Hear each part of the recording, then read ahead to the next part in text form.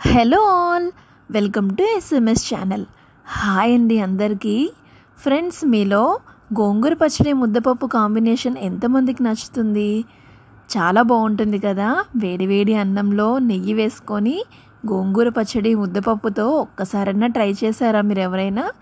మీకు ఎంతమందికి నచ్చుతుందో నాతో షేర్ చేసుకోండి.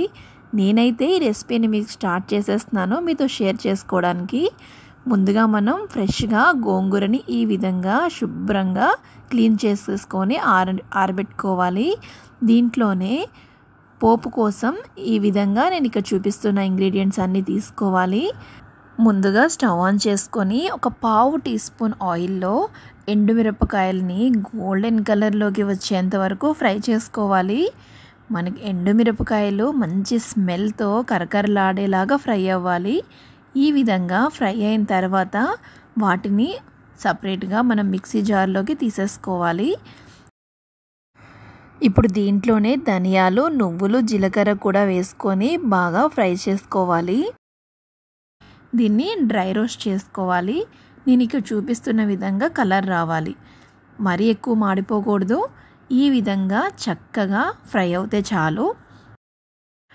ఇప్పుడు అదే కడాయిలో ఒక 3 టేబుల్ స్పూన్స్ వరకు ఆయిల్ని తీసుకొని గోంగూర మొత్తాన్ని వేసేసుకోవాలి. మనకి గోంగూర మొత్తం మెత్తబడిపోయి దగ్గరికి రావాలండి, ఆ విధంగా ఫ్రై అవ్వాలి. ఆయిల్ ఎందుకంటే మనకి పచ్చడి కొంచెం ఎక్కువగా నిలవ ఉండడం కోసం ఆయిల్ని కూడా తీసుకున్నాను. ఇప్పుడు మనం ముందుగా ఫ్రై చేసుకొని పక్కన పెట్టుకున్న వాటిని ఈ విధంగా పౌడర్ లాగా గ్రైండ్ చేసుకోవాలి. ఇక్కడ చూడండి గోంగూర ఏ విధంగా మగ్గిపోయిందో. ఇలా మొత్తం మగ్గిన తర్వాత మనం గ్రైండ్ చేసుకొని పక్కన పెట్టుకున్నాం కదా, ఆ పౌడర్ మొత్తాన్ని దీంట్లో వేసేసుకోవాలి. ఇప్పుడు రుచికి తగినంత సాల్ట్ని కూడా యాడ్ చేసుకొని ఒకసారి బాగా కలుపుకోవాలి. అండ్ అలాగే ఇది కొంచెం మగ్గించుకోవాలి.